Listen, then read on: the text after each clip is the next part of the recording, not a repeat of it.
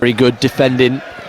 Just has his hand in his back, just waits, is patient to take the ball away from him. Sometimes you can get really tight and then get rolled too easily, but he just waits and is able to get his arm across, body across, and keeps the ball for us.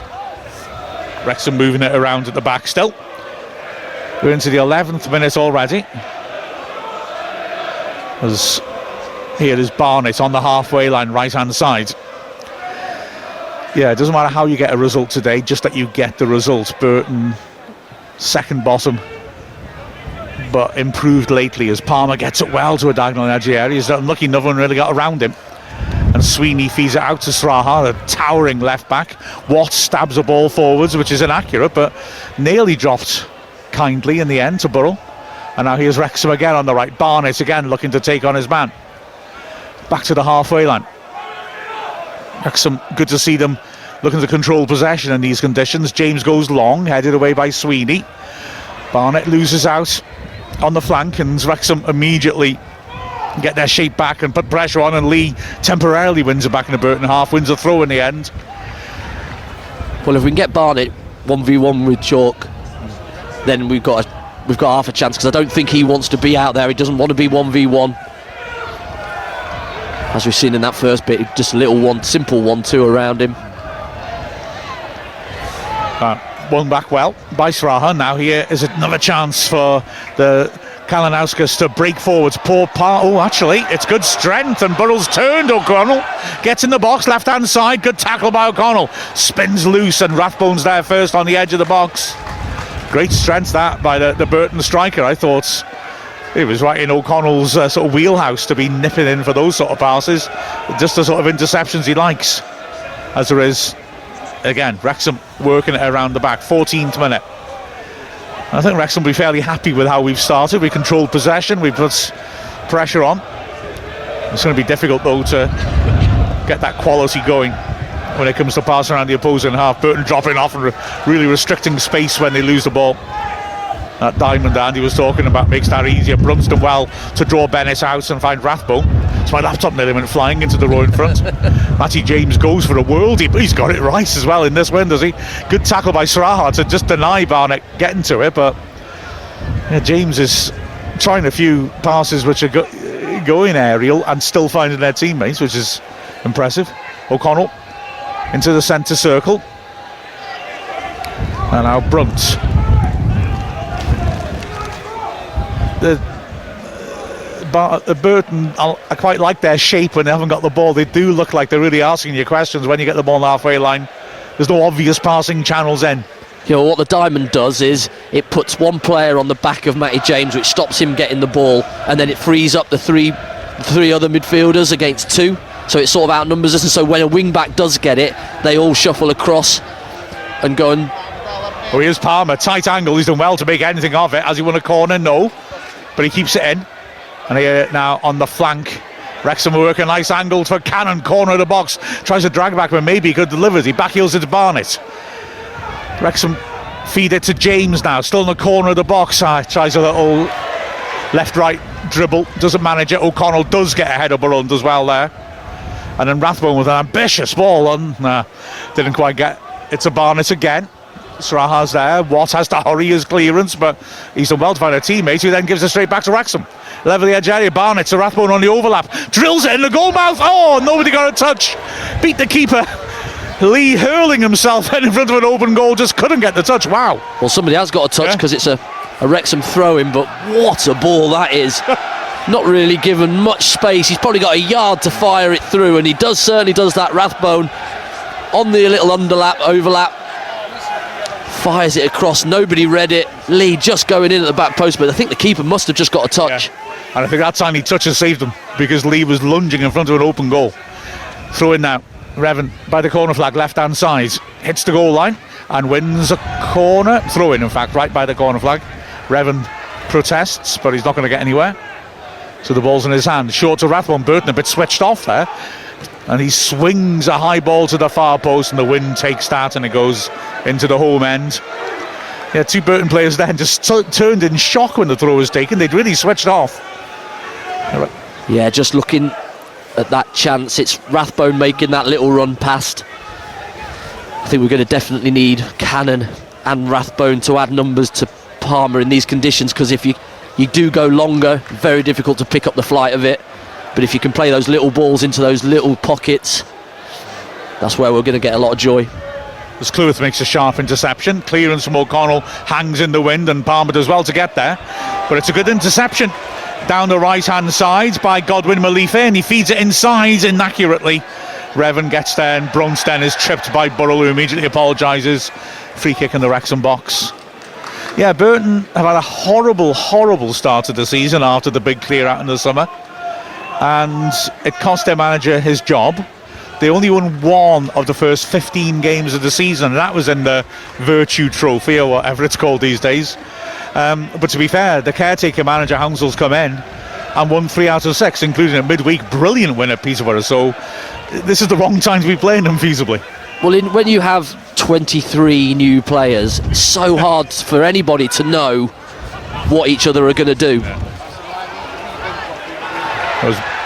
Wrexham, no.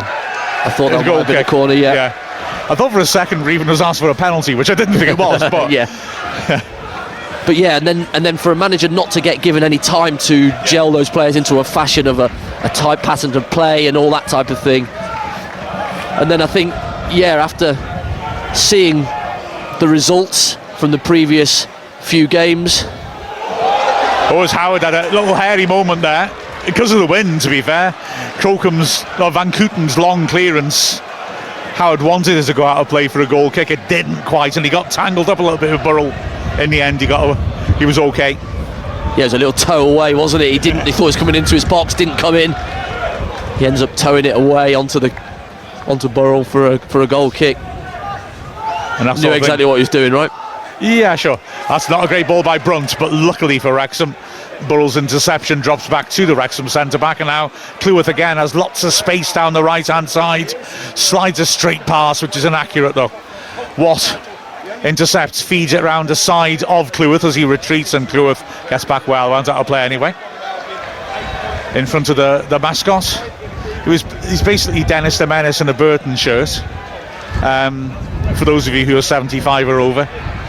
To be fair, Andy had my back and warned me that he was lurking near the press box, but it's not all mascots I hate. This guy seemed quite friendly. It's only certain mascots in Port Vale. So down the line, and it's forced back to Cleworth, who drives it left-footed over the top, and the wind again grabs hold of that, and it's off the pitch. Yeah, the takeover is fascinating here. I mean, it's a consortium of 14 people, at least 2 of whom apparently are billionaires. One of them is the guy who is in charge of H&M. These are big-time players. But it's all supposed to be, it sounds like it's a more modern, technocratic, data-driven. That's and right. You would hope people who are doing it like that would have more patience, frankly. It feels to me, rather than that knee-jerk, get rid. It's that Moneyball idea, of bringing in off stats. And that's fine, but you really don't find out about characters and things like that. And Burton has been renowned and had their joy from a really good culture, a hard-working underdog-type attitude, where they have to be at it every time, and they dig in and they win games by just being a really good group of lads. And when you bring 23 people off a computer, you don't really know what you're going to get, and you get young lads, maybe loans, that are good on paper, but they really don't understand what it means to try and dig in and win a game away at a really tough game in League One. And so to then try and mould that into some sort of group is a really difficult job to do, and to only get given 12 games to do it is even harder. It's insane, isn't it? Let's be honest. But it's a results-driven business at the end of the day, and if he's not going to do it, then somebody else might. And Hounsell's certainly getting a little bit more of a tune than they did at the start of the season. Yeah, exactly. For the last couple of minutes, it's been 22 men against the wind. The ball just stuck on the side of the pitch, constantly going out for a throw. Cleworth battled well there and concedes a throw by his own corner flag left-hand side. So Burton slowly, incrementally been inching their way up the touchline, and now Sraha can sling a throw in from, like I say, about 10 yards out where he takes it from. Gets it back as well from Watt, pops it inside, and it's clears. Wrexham could pick up a loose ball there. They do. Rathbone's done really well to nick in and find Lee on the right. Revan's hurling himself down the left-hand side, but Lee's pass back to James is overhit, and James is penalised. Not sure it was a deliberate foul, but it was cute defensive play. Just run across him and inevitably get a clip on the ankles, which meant you could win the free kick. Yeah, it was a good break. Really good break. Just probably gave the wrong player a run into the channel. Yeah. And yeah, just nicks him. Good play by Van Kooten, good cover. Yeah, Matty James is a hell of an acquisition to the squad. He's not Usain Bolt though. Here comes Crocombe again. Where will this one end up? He stands up the diagonal this time and flicks off the top of O'Connell's head. Luckily for Wrexham, Brunt is there to keep it in. And now it's Elliot Lee using his strength on the touchline right on the left-hand side. It looked to me like it came off Lee last time, but the throw goes Wrexham's way. And Brunt will take. Nearly halfway through the first half. As you'd expect in these conditions, a proper grind. Ball's cleared by Gautam Malife out of play. Another throw into Wrexham on the halfway. And Jacob Mendy just going out to warm up. I just say there's a phalanx of subs down there by the corner flag mine, so doesn't mean just staying warm. That yeah, keep exactly. Your feet, your toes, your hands as warm as you possibly can. As from the throw, Burton wanted a free kick, maybe justifiably, but they've won it back anyway.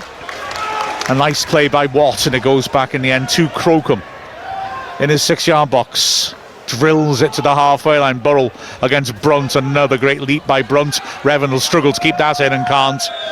And it's a throw on the halfway line, right hand side to Burton. Godwin Malife with the ball in his hands. Wrexham, just looking to get that break in the box. Only 2 moments of note so far.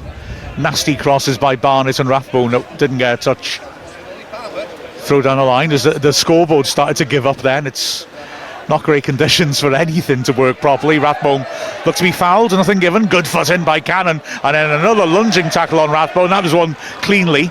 Cannon feeds it to Palmer, who switches. Great ball out to Barnett on the right. Has to wait for it to bounce. In fact, it holds up a little bit, and he's being robbed by Stroud. Drives down the middle until Brunt tentatively but successfully wins the ball off him, and Straha knocks him over. Free kick. Well, he was on the warpath, wasn't he? He came in and got a good little touch on the challenge and then carried on his run. Brunt just stood in his way. You shall not pass. Which is a brave thing to do, because Straha, to be fair, he was coming. Yeah, he's definitely more than one man by the look of him. He looks like that old-fashioned thing. God, first Dennis the Menace, and now kids standing over his shoulders, wearing a long coat to get into the cinema. Matty James wins the header. Watt is there. He's been busy early on, but he's lost the ball in his own half there. But again, Burton are all back in their half and able to crowd around. That looked like a handball to me, which Chalk is lucky to get away with when you think of the one Palmer was penalised for on the edge of the box. But anyway, Burton have got it back in the building from the back. Well, from what I've seen for 25 minutes, could well be a set piece or a mistake that will determine where this 3 points goes. It's just so difficult to play. Skiddy surface, wind are going everywhere.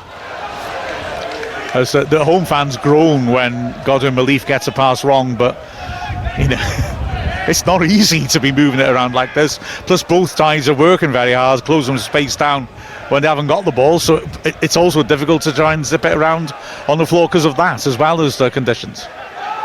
Wrexham in our own half moving it around. 25 minutes gone, and you might say it's conditions that would suit Burton a little more, because clearly Wrexham, you look at the table, have got more quality. As Matty James has a great interception and bars Barnett in space, swings it to the far post, and it will catch the wind and bounce out of play for a throw-in. Well, to say that Burton have conceded 29 goals, they look relatively organised from their shape, mid-block. They're not going pressing too hard. Obviously, they've been told, wait for them to come into that area, and then you start pressing as a group so that we're compact and there's no big gaps between the teams, and they look relatively solid. Yes, conditions aren't amazing to play beautifully attractive football. But still, you have to play. Gilligan's ball over the top is an awkward one, but O'Connell gets there well first, and Howard launches it clear into midfield. Barnett beaten in the air, and Chalk will try to break onto that. He can't. Throw to Wrexham, deep in their own half, right hand side. Yeah, the similarities between Burton and Wrexham. I mean, an early hotbed of professional football round here. Other Burton teams played in higher levels. This is a newish agglomeration of clubs. But a brewery town. In fact, you can see some of the breweries behind the stand opposite us. You can smell it. Yeah, true enough, yeah. And also the home of Bovril. Bovril is made here. And that's naturally got me extremely excited. As Matty James is turned nicely by Gilligan and goes driving forwards. Matty James sticking to the task, though, wins it back. Does he? No. Wrexham will still have to hold off as Kalinauskas feeds it forwards. Well read by Rathbone, who's clearly body checked. Free kick in the middle of the pitch to Wrexham. Yeah, so far the ref's done a solid job, I think, though, hasn't he? Because you're going to get players colliding in the conditions and in the sort of setup of both sides, and he's been pretty sensible about it. Still upset about that Lewis Brunt booking against Lincoln. I'll never get over that. It was my Vietnam. Mark Howard will take the free kick then. About 20 yards short the halfway line, and he stabs it again, looking for Palmer, who gets up. Van Kooten's done well to beat him to it. Cannon nearly got there in the edge of the area. Watt with an important stretching interception, and then Cleworth hits the ball into his own half. Again, Burrell's pace hurries O'Connell, and again O'Connell does well. He has to volley it out for a throw. And that's something they're trying to isolate, isn't it? Burrell's pace, just trying to get on the end of balls over the top. Well, it is from their block. If they can play and then ask questions down the channels of Brunt, Cleworth and O'Connell, then that's how they're trying to do it. And Burrell's a willing runner. Certainly seen that so far. He won't give up anything. And then maybe get a bit of joy from that. Great tackle by Rathbone on Kalinauskas, puts it out for a throw by the corner flag, and Godwin Malife has the ball in his hands, throwing it towards a near post. Revan goes to ground, heads it partly away, and that's a corner. And the Burton fans are encouraged by that, as their team pack the box, everyone back for Wrexham. Belatedly, Godwin Malife goes back for Burton. Not all the way though, because there's no one up there to mark, so Wrexham could get really penned in here. Short corner, Watt drills to the near post, flicked on dangerously, it's blocked, and a challenge by Rathbone sent it spinning back into the goal mouth. Howard is quick to prevent another corner there. It's an important challenge by Rathbone, but having said that, it ricochets, it could have gone anywhere. Well, interesting corner as well. Just rolled into the path for a right footer to come and wrap your foot around it. I thought they'd be putting it under the bar. Mark Howard only having 60 odd minutes on Tuesday night. I'd be putting a bit more pressure on him, put it under the bar, put the big lads there and ask a question, make him do his job. Remember Michael Oakes, our goalie coach when I was manager, he always used to say, just make the keeper earn his money. If he catches 8 out of 8 corners or 8 out of 8 crosses, then well done, he's done his job and he's earned his money. That's a lovely piece of play by Gilligan, and a good pass by Watt, but a terrific covering tackle by Cannon coming back to nick the ball off Kalinauskas. It was 3-on-3 for a moment. Now Wrexham again moving it around in their own half. Last 5 minutes have been a 5 which Wrexham maybe have had the least control over, as here's Cleworth working it down the line. Barnett has got Chalk to beat, and he goes back to Cleworth. So that front three, if you will, are they're just a little bit separated, aren't they? And they're go and get something if you can, but we're going to be a block of 4 and a bank of 3, and we'll deal with anything else that comes behind you. O'Connell's clearance bounces awkwardly. It's Sweeney, the last defender in the end, that runs through 2, and it's a nice bit of play by Burton to get it away. Van Kooten knocks it long. Referee thinks about it for a while, gives a free kick against O'Connell. I think O'Connell's a little unlucky in the terms of what the referee's allowed so far. He's been quite laissez-faire with physical contact. Well, he let one go just before, so he's probably just evened that up with another soft one. 50-50 can go either way. Didn't give one, but gave the other one. Don't think there was much in that, looking at that. Not done anything wrong, really. More strength than a attack challenge, I thought. But it's a free kick in midfield, and Watt can put it in the box, and Wrexham had just stopped. Haven't been controlling the ball in midfield as well as they had at the start of the game, conditions allowing. Watt stands it up, soaring to the far post. Palmer again is there. Now, can Revan, well, I was going to say, can Revan break away? He had time, but he's just hit it straight back to Watt, who puts it in the same area. And this time O'Connell smartly ducks under it and lets the wind take it behind for the goal kick. Well, must have been a good shout there from somebody over the back, because O'Connell's coming onto it. You're thinking he's going to head it, but must have had a shout from somebody, whether it's keeper or one of the guys behind him, Cleworth. He's just ducked underneath it, let it go out. Really good defending. Couldn't help but feeling that maybe Revan had a chance to bring that down and carry it. There was no one in front of him, and Lee was in a nice little half and half position right in front of him. But anyway, goal kick taken. It's easy from here, isn't it? Oh, yeah. Without the wind and all that. Absolutely. As Revan actually got a really nice foot on that goal kick from Howard to work it square, but it's gone out again for a throw to Burton. It'd be interesting, but I'm not volunteering to do this, to run a stopwatch and see how long the ball's going to be on the actual pitch, because naturally it's just going off all the time. There's another throw in to Burton that Godwin and Malife will take. In the good old days of 2 years ago, when the referees were told add on as much as you can, he'd be playing this first half until Thursday. I think they are piloting that, though, aren't they? Like basketball, when the ball goes out, stopping the clock, only playing so many minutes. That's a good ball in, by Godwin Malife, but Wrexham managed to deal with it. Only as far as Gilligan, though, and here comes Sraha again. Nice little ball towards the edge of the area, but actually read well by Cleworth. Can Wrexham break? Driven long. Oh, it's a late challenge by Sraha. The Wrexham fans are furious. Doesn't look like he's thinking of a card. He was very late on Barnett. It looks even worse when a book as big as that goes barreling through. He will book him. I think he's just going to go and check if he wants any physio coming on. I mean, just looking at the replay now. Oh, that's very, very late. Yeah. And that's as certain a yellow as you can ever see, I think, isn't it? Correct. Yeah. But I have no idea what I was saying. Sraha's, he's not just hurt Barnett, he's knocked my brain out of kilter as well. Yeah, so yellow. Yeah, I never knew referees when they go to book somebody, right, and the player's running away and they pull them over, they move to a neutral area. They don't, because the referee says if he calls him over to come to him and he doesn't, then it looks like the referee's weak if he has to go to the player. And so the referee picks a place and goes, come on, you come with me, and they go to a neutral place. I never knew that, and I thought that was quite good. The kick's taken short by Howard, lofted down the line. Sraha heads it clear. Cannon touched tight on chalk as Burton fights their way out from there. Cannon's in the end penalised for a challenge on Watt. Yeah, I remember what it was. Just saying about basketball style timing. I don't know. I got the impression that World Cup when they did it, and then also the start of the season, I think people started losing interest in the idea for the simple reason that, whereas it sounds like justice, 15 minutes of added time actually is incredibly painful to watch and not great for the players, surely. Correct. Yeah. Correct. Although again, I mean, I'm sorry to be an old curmudgeon about this, but how many seasons do you have a new initiative brought in, which after about 5-6 games everyone just forgets about conveniently? Yeah. Keepers holding it for 6-7 seconds. Yeah. Only one player can go to the ref. Yeah.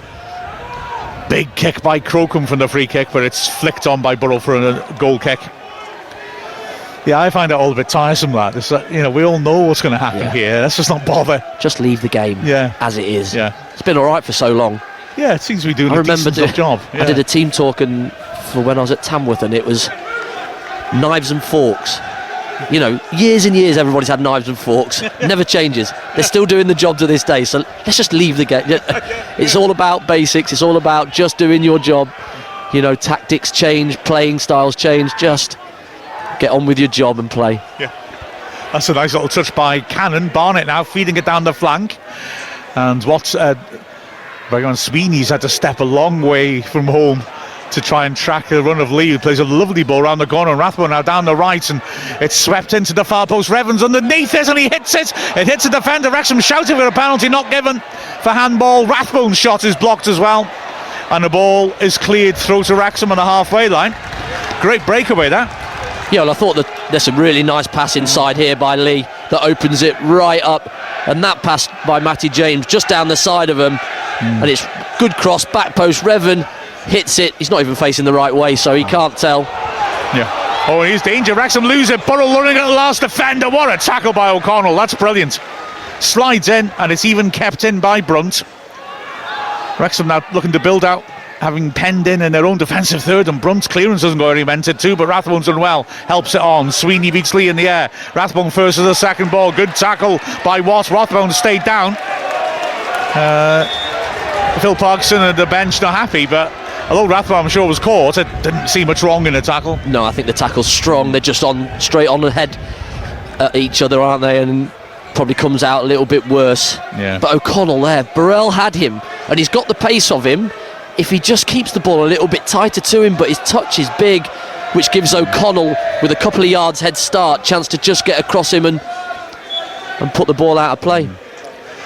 Looking at replay, it could be handball there against Godwin Relief, but for me, his back's to it. It'd be harsh.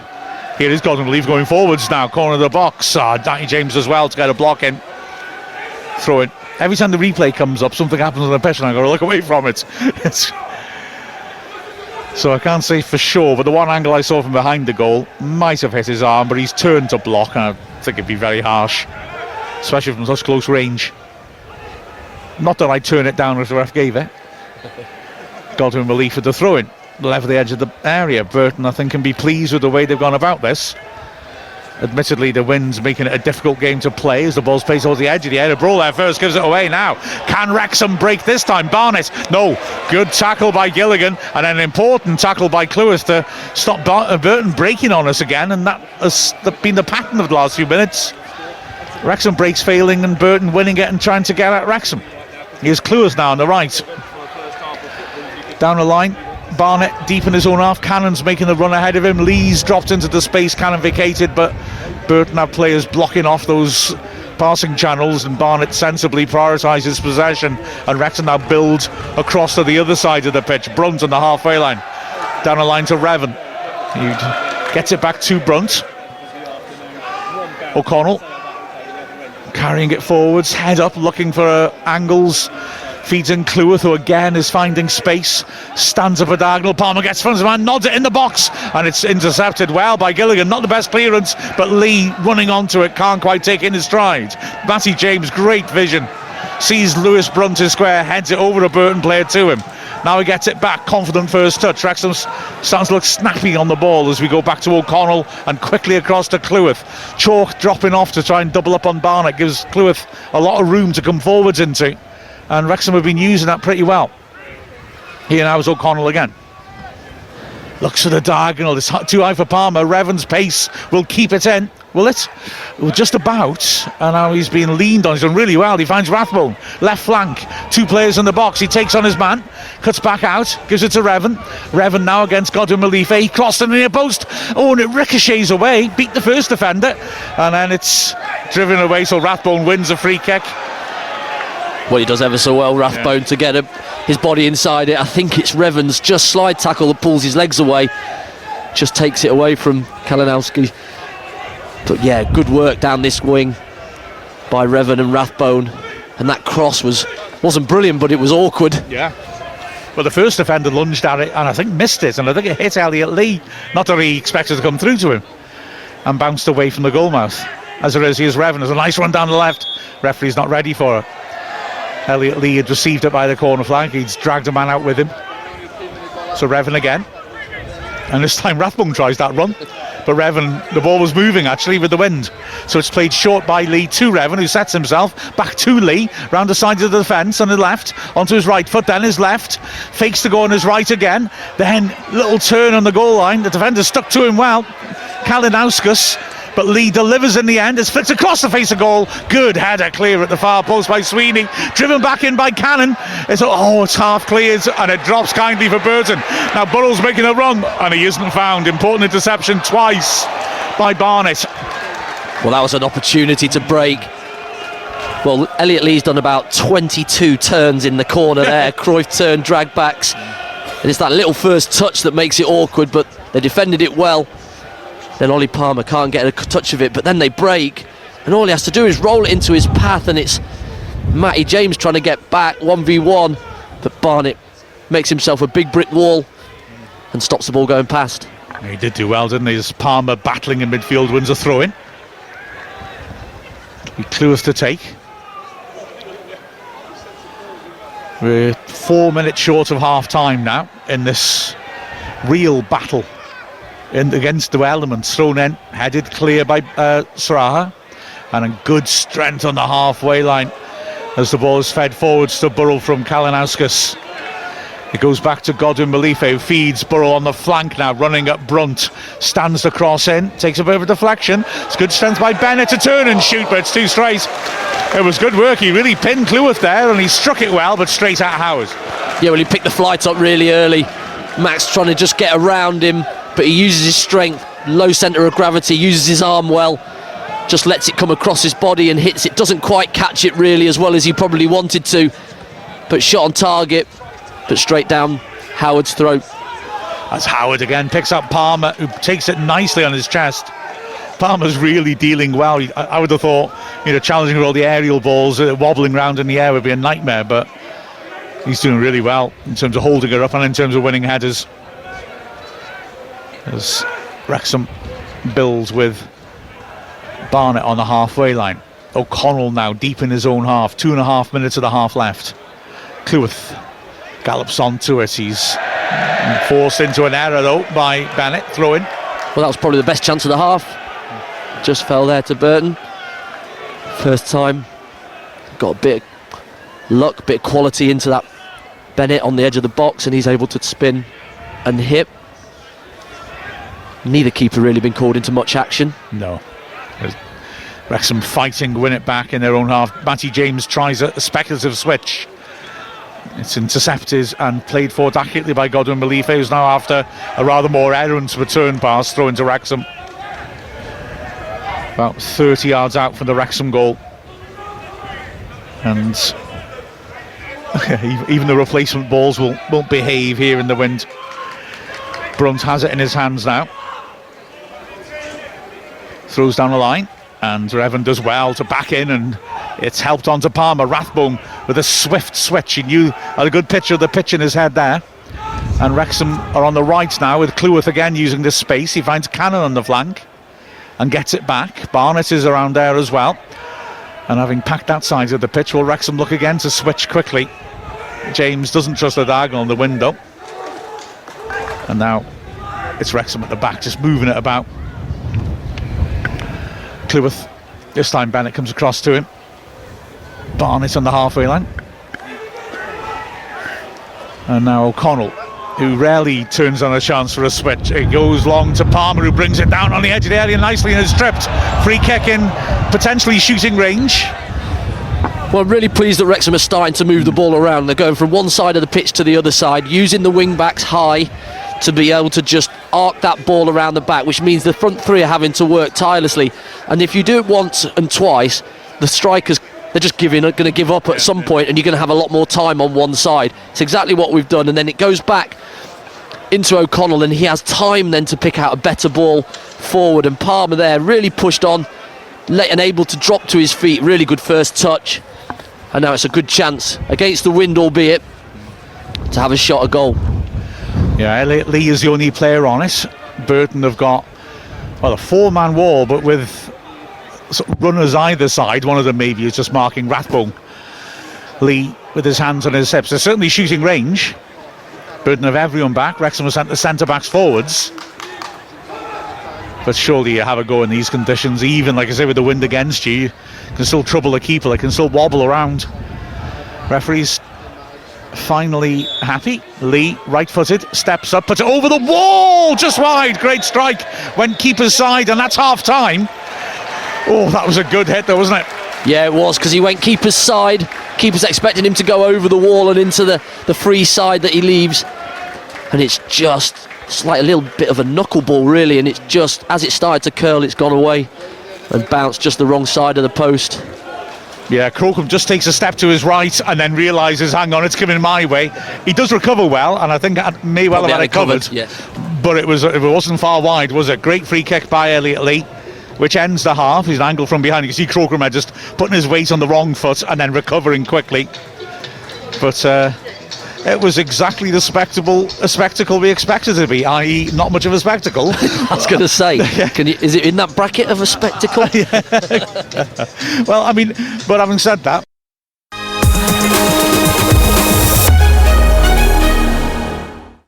is definitely one of those games. We spoke about how unmemorable the games were in the past 2 wins at home, and it is that time of the season where you can come out the other side of Christmas and you've won a fair few games. You can't really remember if there were good performances, bad, who played, who scored, what the score was, but you certainly know that you got 3 points, and this is another one of those, a war of attrition here in poor conditions. But can you just somehow, by hook or by crook, get away with those 3 points back on the bus? Yeah, exactly. So I can't think of last season, the 1-1 draw in midweek at Forest Green, which at the time with Forest Green struggling feels like a disappointing. We scored a penalty in injury time to get it, but with hindsight, that was, even though they were a struggling side, that was a good away point. Mullins scores a penalty which gets him going, and you could turn around and say that was perhaps the starting point of the big running. Absolutely, yeah. And it was, I think it gave the belief to the players, even though it's definitely a point gained, isn't it? One of those away from home in 94, and you get a little penalty and you come away with a point, but you get a player back scoring goals, and that was a big moment, I thought, last year to kick us on for the back end of the season, and this could be similar. And would that be fair to say a difference between maybe how fans see a game and how people in the game see football, that a game like this in these difficult conditions, you're maybe not looking so much at the fact that your opposition are down the bottom of the table, you're just playing this day and this game and accepting that in these conditions an away point isn't going to be the end of the world. Yeah, absolutely, and it's a leveller, isn't it, really, for whatever position you are in the league, however you're going about it. Burton desperate for points, so a game like this, it's not going to be pretty for both teams. You're just going to have to do your job, run harder than the person that you're playing against, and try and come out on top, and it will be a moment of quality. It may be a refereeing decision, it may be a set piece that is just the difference between the teams. You're not going to go and blast a 4-5-0 by passing beautiful, playing really attractive football. It's just going to be one of those games, I think, and you just try and find out. I remember a game we had with Bury, we played away at Morecambe, and it was snow, it was freezing cold rain, and it was just the coldest game I've ever been involved in, and it was literally the lads with towels on in the changing rooms, cups of tea, trying to get wet kit off, but we didn't have changes of shirts, it was put the wet kit back on, so it wasn't particularly nice. And it is just one of those, getting through this game and coming away with 3 points is everything. Was that, oh God, is that your first spell playing with us? Or that must have been. If it was Bury, must be. No, it was Bury. I was playing for Bury. Oh, sorry, right, okay. Yeah. Because I had a freezing cold experience of Bury, which if it had been as bad as that, it would have been a nightmare. But I reffed a game after school and then went to commentate at Bury, which seems like a stupid thing to try and fit into the same evening. Yeah. And arrived at the ground to find, because I was in a rush, I drove in my.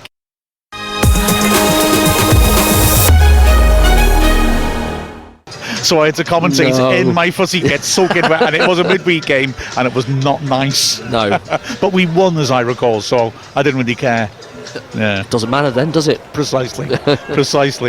Some good stuff on Ask Wrexham, and we're looking at Blue Sky first. Jarvis has got a gif of is that a cockapoo? I'm not an expert on dog breeds. They're just all good lads as far as I'm concerned. It's a fluffy dog, and he's in a howling gale, and Jarvis said probably a good game for Dobson to miss with his Barnet. Yeah, I would have loved to. You're not moving that even in hurricane force winds. Yeah, it's a carapace. I've never used the word carapace in the commentary before. I'm feeling good.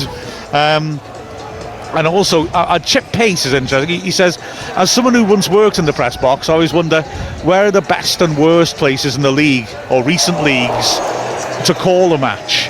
I mean, sometimes it's just space is all you need. If you got space, you don't care about. No, that's right. That's right. There are some really tight places out there. More the old school grounds rather than new ones. You look at your Birminghams and your Boltons, and you've got space abundances. You've got TVs and everything, but you come here and we're 8 seats with a desk in front, Yeah. and it's quite tight. So, like you say, if you have a little bit of space, then anything's. Stevenage was awkward, wasn't it? Oh, yeah, that was tight, and you're not getting out once you're in, are you? Yeah, exactly. So yeah, I mean, this is an example of that. Although the good thing about here is that, and I think Wrexham's the only other place I can think of that does this, there's separate benches for broadcast and journalists, writing, which media.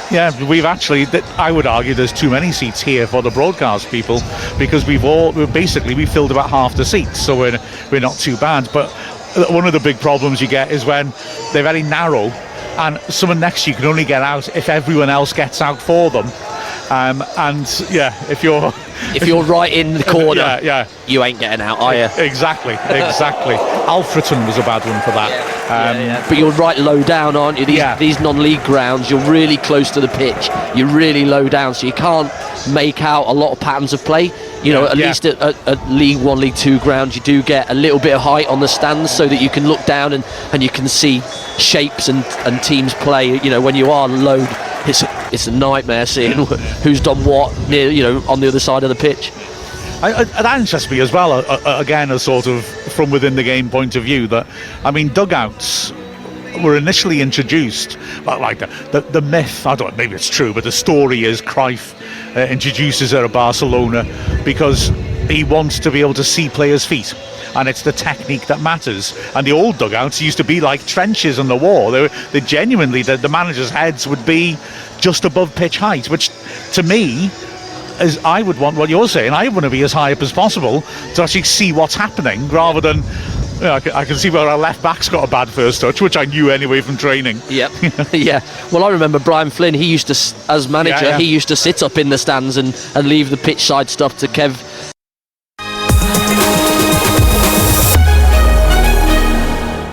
Was actually happening in the game and why a team was on top. And so but some of the dugouts, even this one is stepped down, isn't it, into the dugouts. I remember Tamworth played Solihull and it was full of water. So we weren't going in there, we were just sat on the brick edge. Well, Brian Flynn used to get a lot of grief from the fans for doing that, which always bewildered me. It's like, why do you not want your manager to have a good view of the pitch? I don't know. Yeah. I can't explain that. Yeah, I don't know why he did it, and I don't think many managers do it. But these days, a lot of teams have the old earpiece in. They have somebody on the staff sat up, having a look from a different viewpoint, if you like. And obviously, the analysis at the moment is crazy what they can do with analysis straight away. But I think it certainly gives you an idea of why a team is on top, being able to look down on it like a Sabutio pitch, if you like, and see how it is. And Brian Flynn obviously did that 20-30 years ago. Yeah, exactly. It seemed common sense to me. And as well, if you have trust in your coaching staff, and you can communicate with them anyway if you have to, although then it was him running down the stairs. Maybe he didn't like being in the dugout. I don't know. Do you know what I mean? a dugout phobia. He was terrified of fourth officials. But he'd do it away games as well. He'd sit up in the stands and away games. I remember years ago I went to see an El Clasico at the new camp, and of course everyone says, oh, you go off high there, you can't see the pitch, they're just like little ants to players. No, it was brilliant. I was right up at the back of the top tier. Right. It's just amazing. You can just the entire shape of the game is right there in front of you. And you should know who the players are, because you know what position they play and roughly where they ought to be, which is why when people say, how do you know the players' names? And it's like, partly I might be wrong, don't overestimate me, but also you're going as much on where you'd think that player would be, but then also just they were all superstars, so I can tell who Beckham is with his blonde Mohican from a different postcode, from a mile away. Yeah, exactly. Where were we? Gareth is saying the lights may be on at the Pirelli Stadium on Wrexham, but so far it appears nobody is in. This game needs a Parky half-time talk. Be fair, Gareth. This is horrible. These conditions are dreadful. Well, this is why I felt that Mullin might start, is because of the type of game it was going to be. I felt that two proper full-out strikers up front would be important to have for the team, because it's going to be a mistake or a moment that you're going to have to take, and I thought that's why he might start ahead of Lee. Obviously Lee's been brilliant in the last 2 or 3 games in that position, and why change a winning formula, I suppose. But I just thought he might change it for that reason. I'm sure you'll see it at some point.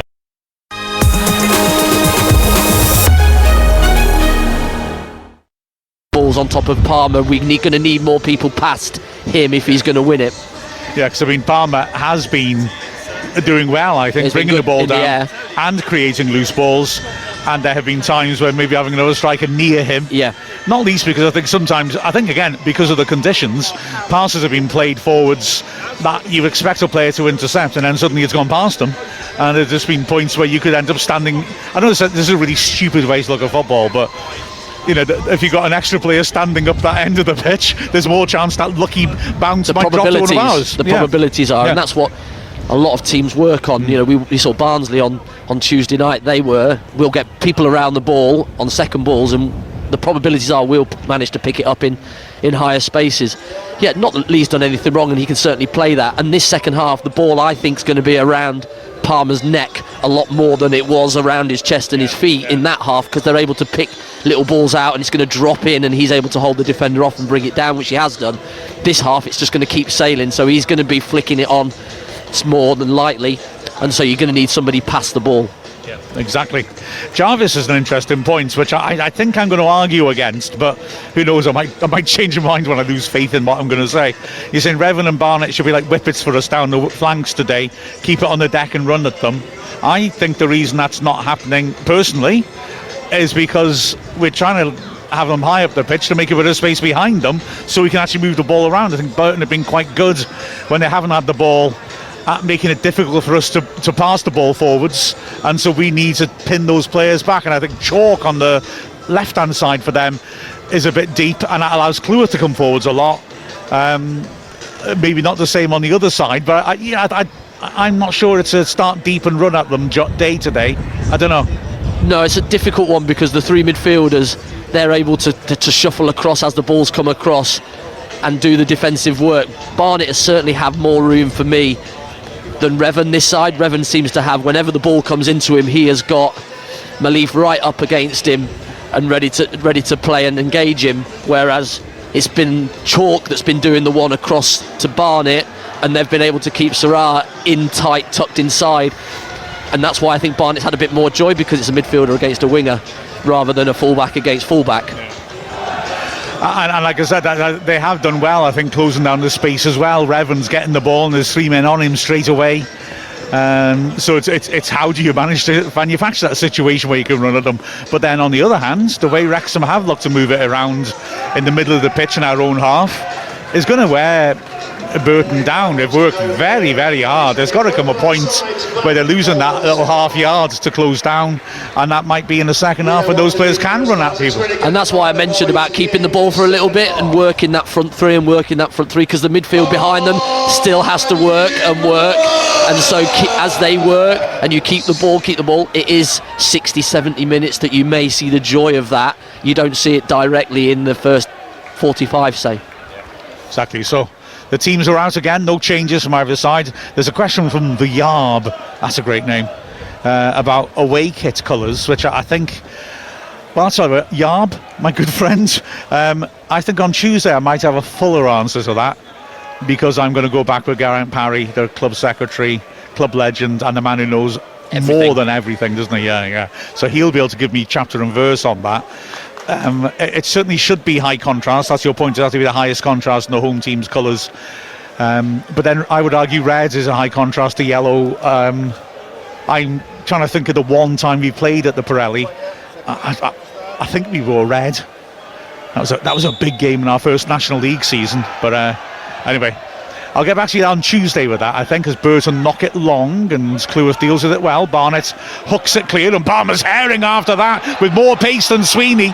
He'll get there on the right. Not many people kept up with him. It's a first time cross and it's ricocheting around. Just the cannon nearly gets a block in on the edge of the box, and then Matty James switches it looking for Revan. Fast start by Wrexham as Matty James tries to just nip in, doesn't win it, but the ball forwards by Burton's inaccurate. Well, that was exactly what Ollie Palmer wanted early on. Just a ball into the channel, open these legs up, go and have a race with Sweeney, and see how you get on, and he's certainly got the pace of him. Nobody enough bodies up in the box to cause problems from his cross. There's now Burton trying to break, not for long. Great tackle by Brunt, who moments earlier went on a surging charge but was tackled really well in midfield by Gilligan. Burton put a poor early ball there, and O'Connell doesn't quite get hold of his header. Bennett puts it back in towards the edge of the Wrexham area. Rathbone does really well to get there first and takes a clattering in the process. Yeah, it's a free kick again, caught late by Bennett. And again, Paul Rathbone's down. He's had a couple today, hasn't he? That was a brave one. You know that's coming when you go for that challenge. Bennett's, it's nothing in no intent, but he's committed to the challenge as well, isn't he? Yeah, but you tense up. You know it's coming. You can feel it, but you know you're going to get first as well. So you just brace yourself.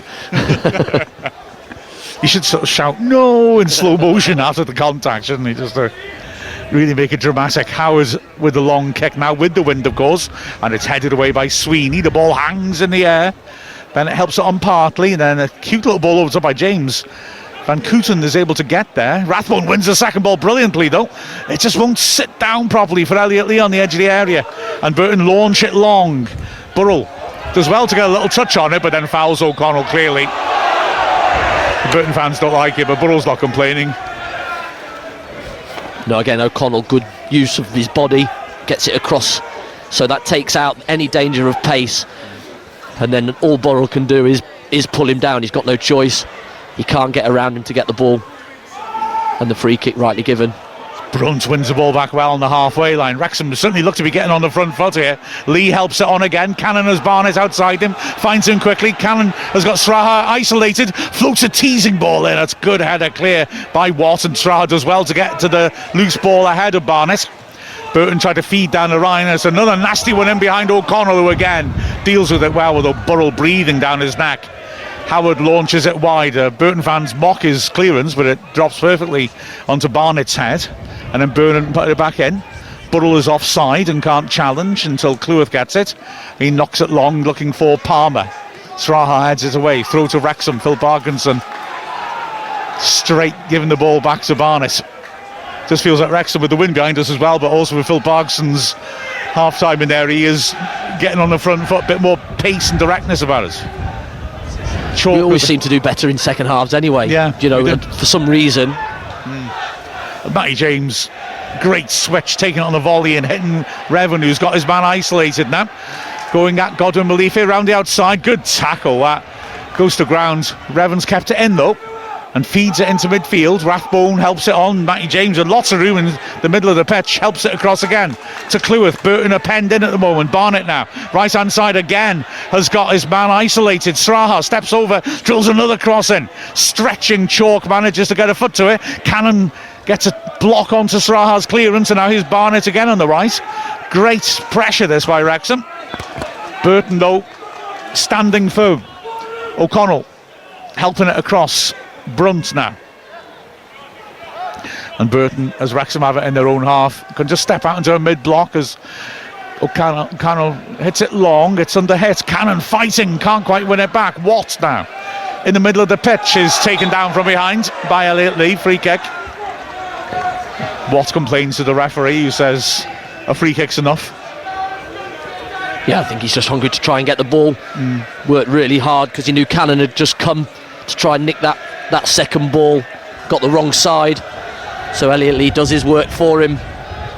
Just a little nudge over the leg, no more than that. Watt tries to ping it wise and puts it out of play. Cleworth quickly grabs a replacement ball. Throw in. The ref stopped the play because the original ball had rolled back onto the pitch, so Cleworth wanted to get things going as he throws it down the flank, and Wrexham would throw a good 30 yards further on in Burton territory. Barnett's throw back to Cleworth, and O'Connell has the slicer out of play for a throw-in. Wrexham paying the price, trying to get going quickly then, because again Burton works really hard to hunt down that ball. Yeah, just the set from Max. It was an awkward one to deal with anyway, the throw, and then he has to punch it back to O'Connell. It's a bit firm for him to play a decent ball up the line. O'Connell just having a little word in his ear, Just set me properly so I can play a forward pass and don't make me look a mug. Sraha down the line, Cleworth underneath it. It bounces backwards off him. O'Connell is there, and he launches a clearance, which Elliot Lee is going to try and latch on to. Barnett does well, wins it. He's got a hell of a crowd to get through, and Watt tackles him in the end. Driven ball forwards, and O'Connell handles it nicely, just flicking it back to Mark Howard. Howard hurls it quickly out to Rathbone. Rathbone's sort of game this, isn't it? 50-50s to charge into. Just rolling his sleeves up. It's all about second balls and great pass. Cleworth picking up Barnett, and he sidesteps Sraha, coming central now. Palmer's on the edge of the box, he squares it instead. Quickly helped on by Rathbone. Revan feeds it in. Nice turn by Barnett into the 6-yard box. Good work by Sweeney, just goes to ground and beats Palmer to it 6 yards out. Well, good play, really good play. Barnett going inside this time into Matty James. Little 1-2 with Seb Revan. Finds himself in the box on his left foot, just squirts one with the outside of his foot. Is anybody there? But no, the Burton defenders hold firm and they're able to clear their lines. Here's O'Connor going long. That's a good ball. Lee's brought it down beautifully, but he puts it wide. Corner given, a deflection might have saved Burton then. Well, what a first touch. Out the sky with the wind, just brings it down into his path. Just looks to tow it. And I think it's a Burton leg, just blocks. Goalwood bound shot. And out for a corner. Great ball as well by O'Connell. And yeah, as a cover. Here comes the corner, ripped under the bar, nastily onto the roof of the net. Yeah, just for a moment you think keeper's got an issue here. It's exactly what you were saying in the first half. In the first half, I was surprised why Burton used or utilised the away swinger. When you have the wind going down, you put bodies under the box and ask a bit of panic, really. Just Lee got it a little bit wrong and went the wrong side of the bar, but the right idea.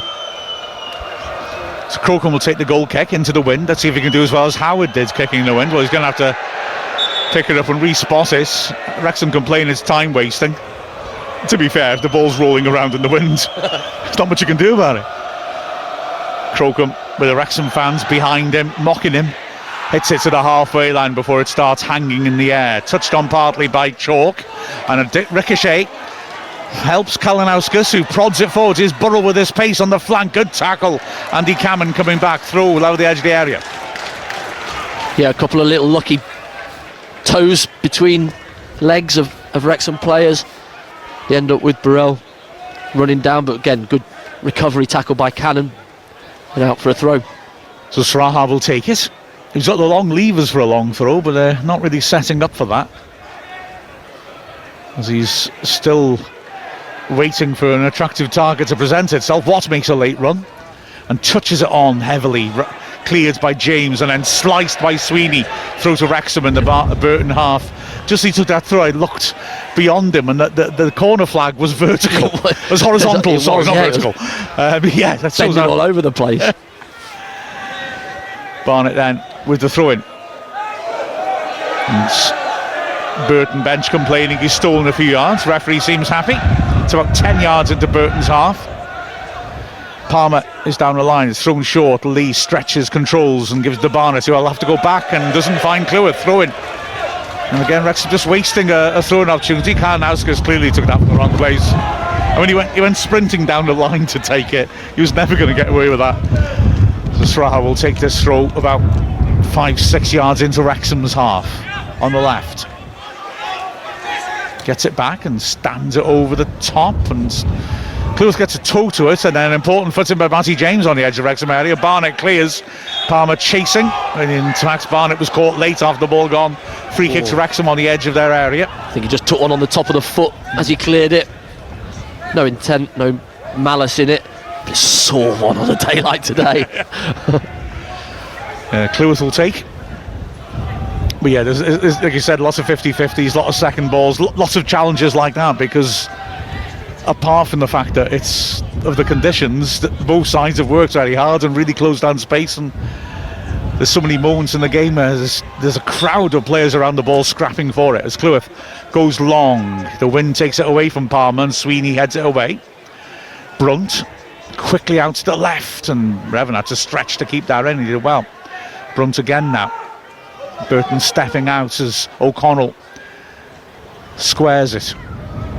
Brunt has got Rathbone offering, goes back to O'Connell instead, and again Wrexham chance for them maybe just to move it around a bit here and pull Burton about. Cleworth to the halfway line, Barnett back to him. They've got 4 players committed into the Wrexham half now, as Wrexham switch it back to the left hand side again. Brunt has got Revan down the line again, Rathbone offering short, and again Wrexham go across the back 3. The Wrexham fans making excellent noise. James across to Cleworth, also in Wrexham's half. He decides to go long and he puts it over Straha. Palmer's chasing this, gets it ahead of the keeper, tight angle. Crocombe makes himself big, gets the block, poor clearance. Cannon intercepts to Rathbone. Oh, the keeper was out of his ground, but the ball just wouldn't drop for a shot. Here now, it's James feeding it wide. Barnett in acres of space on the flank. Sweeps it across, headed away well again by Sweeney. Long range shot by James is pulled, blocked, and then ricochets back out. Wrexham have it again. Cleworth does well to adjust and find Cannon. Barnett again, stands it across to the near post, and it's put behind for the corner. Yeah, when we're really getting the ball into those danger areas, they are in extremis, aren't they, defending? Yeah, asking questions now, Wrexham. Bit more dominant. Surprised nobody's had a shot, you know, from 25-30 yards with the wind behind them. Just let rip, you never know. I think it was Matty James had a sort of an effort there, but deflected and blocked. Yeah, and Crocombe was out of his goal as well, but yeah, both Cannon and Rathbone, the ball didn't sit for them to hit it as well. Corner lofted of height into the bullmouth, and Crocombe takes it easy as anything. And he bowls her out quickly, and now there's danger because there's 2 players ahead of the ball as Gilligan, he's unlucky, he's held up Gilligan, and in the end fouled. Nice tactical foul by Lee.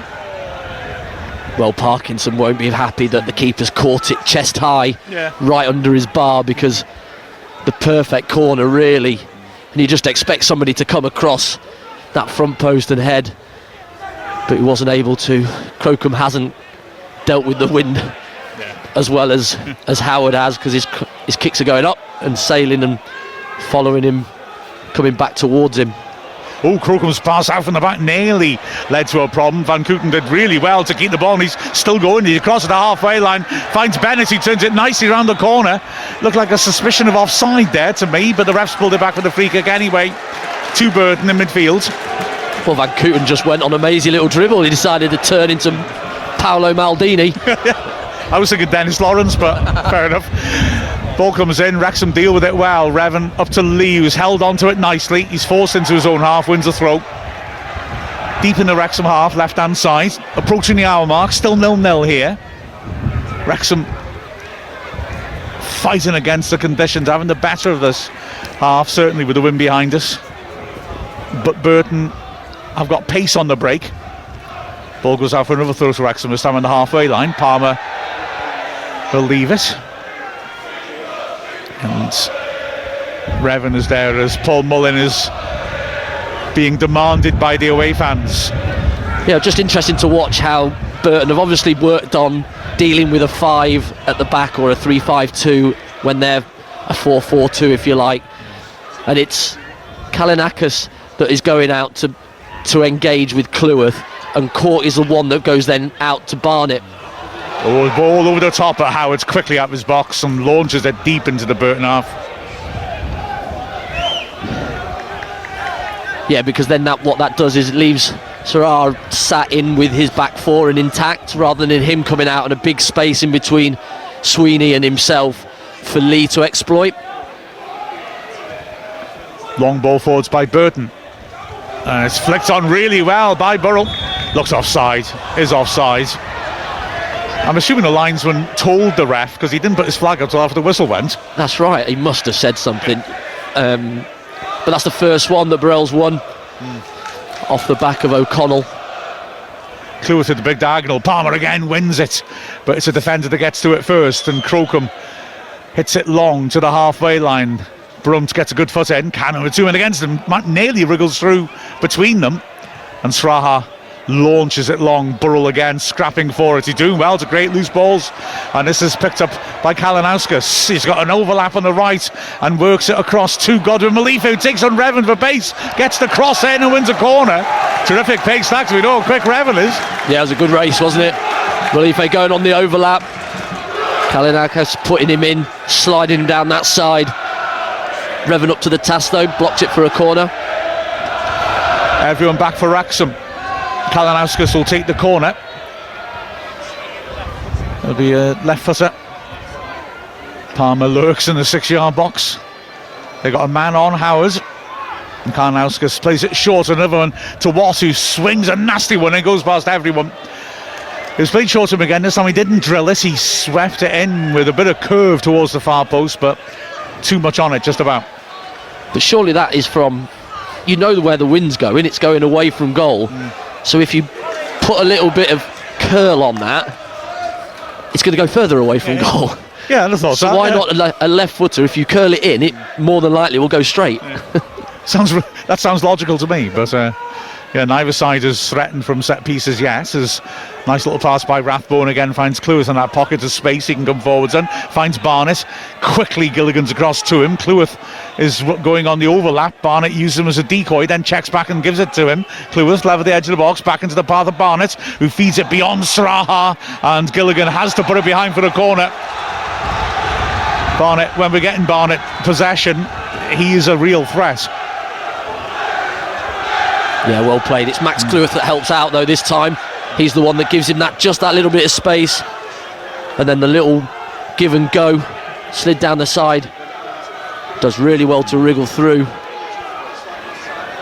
So Revan with the in-swinger into a crowded 6-yard box. He sweeps it in nastily. Ooh, it's just about cleared. I think Cleworth stretching, or Brunt was it, stretching away from goal, might have got the first contact on that, but it couldn't direct it anywhere helpful. Throw to Wrexham on the halfway line, left-hand side. Wrexham, like I said, kicking towards the fans with the wind behind us. Must be not the best feeling for Burton to look across and see Mullin and Fletcher warming up, of course. As Wrexham take the throw down the line, Palmer again helps it on. Headed clear by Godwin Malife. And helped on further. Brunt with a foot in it, lops loose in the middle of the pitch. And Burton knock over the top, looking for the pace of Kalinauskas.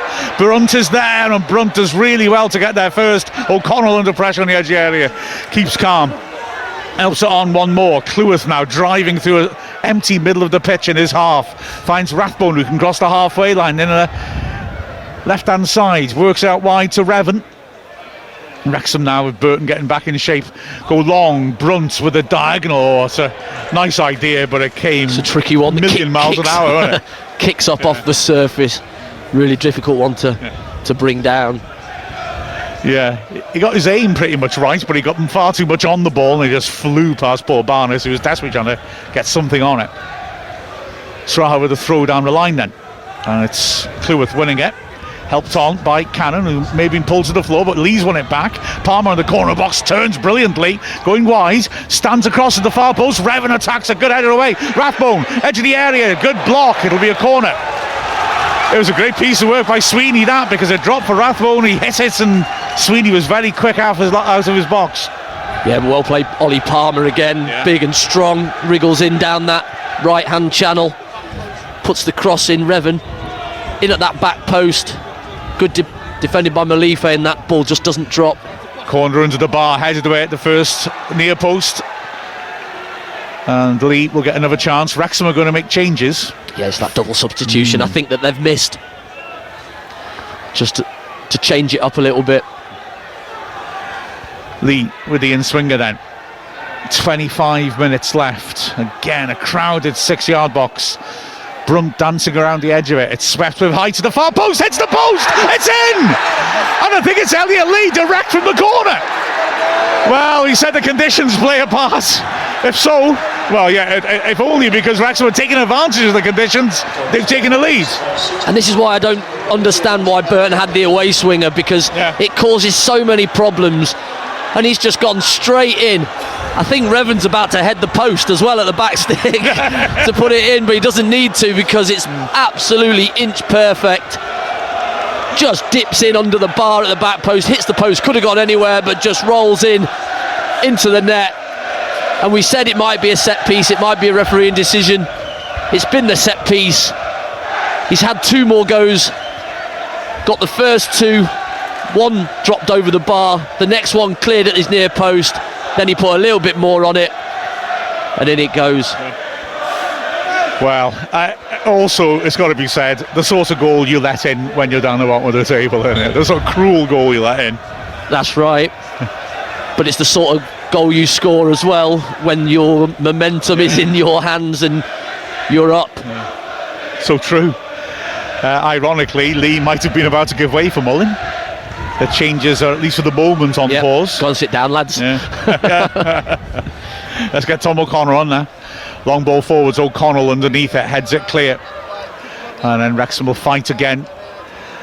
Burton trying to break down the right, but, well, in the end it peters out, throws to Wrexham. The change is happening, is it? Fletcher's, coming on. Well, it happened in the Lincoln game, didn't it, that we had players stripped, ready to go. Yeah, absolutely. Well, and we scored.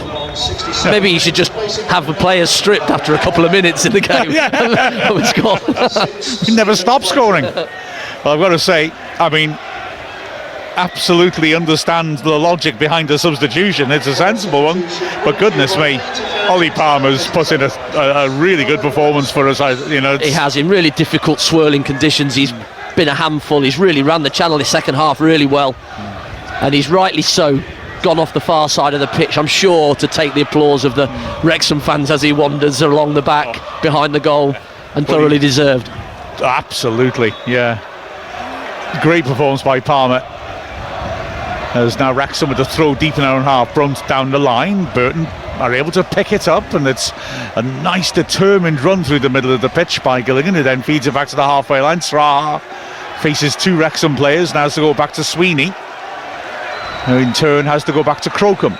We're halfway through the second half now. Wrexham have that massively important lead as Ollie Palmer's name is chanted. O'Connell drives it over the top, too much on that, and Sweeney will run it back. Ironically, this game also reminded me of another match. Ollie Palmer then, when the ball's off the pitch, gets a little fuss in just to inconvenience Sweeney retrieving the ball. Just a tiny bit of time wasting. Nice. This reminds me of a game in the National League under Parkinson at Dover. The conditions were utterly horrific. It wasn't a great performance by us, but we won 1-0 when Jordan Davis scored direct from a corner. So, funnily enough, I wish I'd mentioned it earlier. It looked so clever then, but I was going to say I picked the Forest Green one instead. Ball between the lines by Burton is a nice one, and now here is Kalinauskas. He does pick up those sort of positions on the left. He's run out of support, but he's done well to make the angle for a cross. But when he does it, well, it carries in the area. Chance this, good block. A long-range shot comes in and blocked once more, and Wrexham clear. Matty James getting it away, but it was a Gilligan, I think, with the initial shot, was it? And it was a powerful hit, but blocked in front of Howard. Well, it was a missed clearance as well from across. Kalinauskas, for some reason, he took an extra touch when he had space to cross it. He chopped, then pushed it, which got closed down. Cross wasn't particularly great. Just went under maybe Max's foot. I haven't seen it. It was an important block, though, because it was hit with power from about 15 yards out in a central position. It was on target. The block was there, 6 yards out. Throw down the line then. And it's helped inside inaccurately. James, great ball into the thigh of Fletcher, who does well to hold off Sweeney, and he's got good vision, but unluckily for him, Sraha's long legs sticks out and stops Lee from receiving the ball. Burton are preparing a change. Midfield's going to come on for them as they lift it over the top. They've responded pretty well to going behind. O'Connell wins a good header, but Burton win it again in midfield. Much as Wrexham are good at defending in the mid-block, you don't want to invite Burton onto you, because in these conditions, as we've just seen with Lee's goal, anything can happen. Wrexham get to a second ball though, stabbed forwards by Lee, doesn't find Fletcher, so Lee just has to carry on his run and force the back pass. 20 minutes left, Wrexham leading 1-0. Good energy by Cannon to stop Sraha coming forwards. Wrexham committed Lee and Fletcher up the pitch to try and just block off an easy exit for Burton. Barnett steps up to the halfway line now, but the pass bypasses him. Cleworth, good strength. leans on Kalinauskas, puts it out for the throw, and now here will come the change from Burton. It's Ben Whitfield coming on for Burrell. Well, they tried putting Burrell down the middle against O'Connell, hoping to just maybe free up pace up against O'Connell, and hasn't had much change out of him. Ran hard, worked really hard, not too much joy. He had that one-on-one opportunity in that first half, and his touch just wasn't quite up to it, and O'Connell was able to snuff him out. But I've heard good things about Whitfield, though. And Burrell's pace was an issue, and I'd have been inclined maybe to deploy him at a different part of the pitch, because he has been their main route out, even if O'Connell has been impressive in the way he's handled him. Straha with a throw-in, 25 yards out left-hand side. It's cleared by Cleworth. Straha back to the halfway line. Sweeney. Still Wrexham fans making good noise as the ball stretched across Van Kooten. Works it wide, gets it back. Guy on an international. Van Kooten looking for movements. And it's a nice ball, a nice idea by Gilligan. He's unlucky it didn't find Godwin Malife behind the defence. Hit Revan on the heel, but Burton have kept possession. Van Kooten, a little give and go to the edge area. It's flicked on, but easy for O'Connell to intercept and drive long and wide. Somewhere for Fletcher to chase. Did he push his man? Yeah. Free kick. Phil Parkinson running out of his coaching area to shout instructions to his team. So he's saying to get the ball and keep playing. Yeah. We've just stopped playing when we were dominating the ball. Burton have just suddenly started to make a few passes around the back, keep the ball, make a few passes into midfield.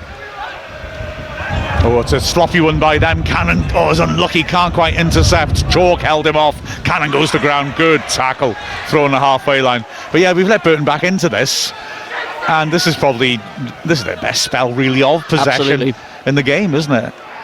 Here's Sweeney. It's not Sweden. That's who owns this team. Ball forwards by Chalk. I don't know if he was aiming for Whitfield, but he found him. But his ball around the corner, well read by Cleworth. Headed back in there again though. Bennett works it wide to the left. Kalinauskas, little prodded pass is inaccurate. And again, Wrexham clear, but again, just clear. Lisa gives them a chance to get up the pitch as it goes through to the keeper. But Wrexham need to be, moving it around better, as we did in the lead up, the whole half and the lead up to the goal. Here's Van Kooten now. Because Wrexham still have some interesting options on the bench. But with the Lees, it may well be that Lee stays on in support of Fletcher. That's carried forwards. Good footing again by Cannon. He's done well in his return to the first team. Just again, like Rathbone, the sort of game it suits him. He likes fighting for possession. And now it's Sweeney on the halfway line. Back to his keeper. Just seemed to have dropped a little bit, as in 5 yards. The back five have just dropped a little bit deeper. And we know that the ball's not... Look, that was one that we were winning before. Great pass. Lovely ball by Brunton. Lee goes early, maybe with hindsight too early. Doesn't quite pick out Fletcher. It would have been a sentiment on goal if it had, but Van Kooten intercepts. But Burton are able to drop that ball into the chest now, rather than it being a fight ball for a header.